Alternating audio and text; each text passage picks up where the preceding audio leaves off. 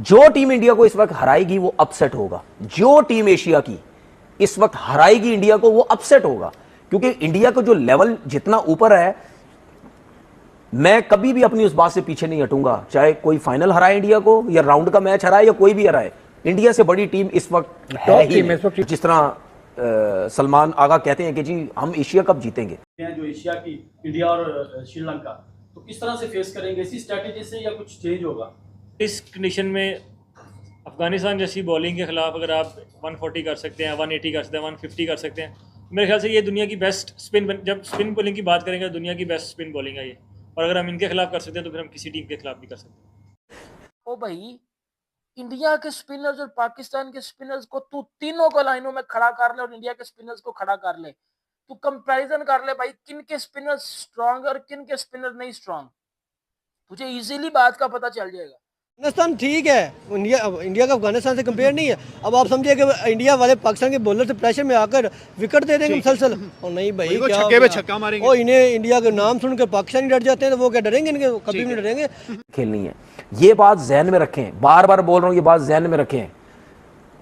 पाकिस्तान हो गया, श्रीलंका हो गया, अफगानिस्तान हो गया, यूएई हो गया, बांग्लादेश हो गया, ये सारी टीम्स एक ही कैटेगरी की हैं। यूएई को क्यों मिला दिया? नहीं, यूएई को मैं इस वजह से मिला देता हूं, लेकिन उनके बात ठीक कह रहे हैं, बिल्कुल उनके जो बैट्समैन हैं वो टॉप इस वक्त रन गेटर्स में बिल्कुल, ये बात आपने बोली ठीक है। मैं यूएई को इस वजह से मिलाता हूं क्योंकि मैं ये कहता हूं कि अगर पाकिस्तान की टीम 140-50 पे आउट होती है यूएई के खिलाफ, ठीक है, ये जो हमारा एशिया कप का मैच है, तो भाई उनके पास वसीम जैसा प्लेयर है, उनके पास आसिफ जैसा प्लेयर है। ये दो ऐसे प्लेयर हैं कि अगर इन्होंने कुछ कर दिया तो वो 130, 40, इवन 150 रन भी चेस कर सकते हैं। उसकी वजह ये है कि मैचेस हैं दुबई में, मैचेस हैं अबू धाबी में, वहां पे ऐसा ब्रेक नहीं होगा जैसे शारजा में हो रहा है।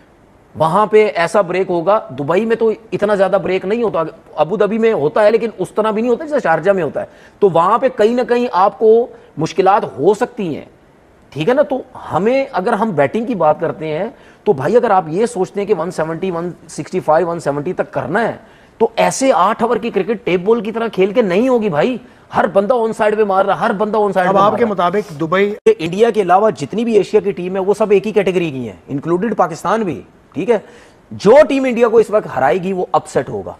जो टीम एशिया की इस वक्त हराएगी इंडिया को वो अपसेट होगा, क्योंकि इंडिया का जो लेवल जितना ऊपर है, मैं कभी भी अपनी उस बात से पीछे नहीं हटूंगा, चाहे कोई फाइनल हराए इंडिया को या राउंड का मैच हराए या कोई भी हराए, इंडिया से बड़ी टीम इस वक्त है ही नहीं। T20 रैंकिंग की पहली टीम है, किसी टीम का कोई मुकाबला नहीं है इंडिया से, ठीक है। लेकिन अगर आपने इंडिया के अगेंस्ट क्रिकेट खेलनी है, और जिस तरह सलमान आगा कहते हैं कि जी हम एशिया कप जीतेंगे, तो भाई अगर आपने अच्छी टीम के खिलाफ, इवन आप श्रीलंका के खिलाफ भी कहीं आपका मैच पड़ता है, ठीक है, तो उसके बाद उस दौरान भी आपने इस किस्म की हो जाए या आगे चल के हार जाएं, तो फिर यही बातें होंगी। हम दो चीजों से हारेंगे, ये मैं आपको बता दूं। एक वो जो जिस तरीके से हमने अपनी एक ही ट्रक की बत्ती की तरह पीछे लगे में बस मारना है मारना है मारना है, जो मैं नहीं कह रहा भाई, आप हर मैच में। नमस्कार दोस्तों, स्वागत है एक और रिएक्शन वीडियो में। आज एशिया कप 2025 का आगाज होने वाला है और पूरे एशिया की नज़रें एक ही मंच पर टिकी है।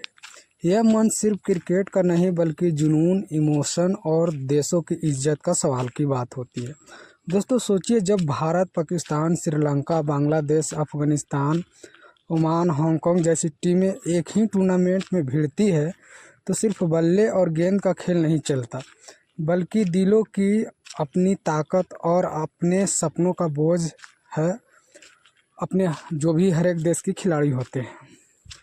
और मैं बता देना चाहता हूं कि अपने मजबूत बल्लेबाजों और घातक गेंदबाजों के साथ मैदान पर उतरेगी और अपने कप्तान के कंधों पर करोड़ों भारतीय फैंस की उम्मीदें होंगी, जो कि 140 करोड़ पब्लिक का अपने अपने खिलाड़ियों का जो इमोशन है कहीं ना कहीं उसके साथ जुड़ा हुआ होता है। और वही बात रहे, इस बार नए चेहरों और पुराने भावों के मिश्रण के साथ उतरेगा बांग्लादेश भी और इंडिया भी, क्योंकि आपको पता है कि भारत में भी काफ़ी सारे यंग टैलेंट को भी मौका मिला है, तो कहीं ना कहीं ये भारत के लिए अच्छी वाली बात है। और वहीं दूसरी साइड देखा जाए पाकिस्तान, क्योंकि आपको पता है कि भारत और पाकिस्तान के बीच में जो युद्ध हुआ पीछे रिसेंट टाइम में, उसके बाद ये पहला मैच होगा कहीं ना कहीं भारत पाकिस्तान के बीच में, और ये कहीं ना कहीं काफ़ी ज़्यादा इंटेंस भरा होगा। और सभी दुनिया के जो भी क्रिकेट फैंस है वो सभी की नज़रें इसी मैच पे टिकी हुई है, जो कि 14 सितंबर को होने वाला है।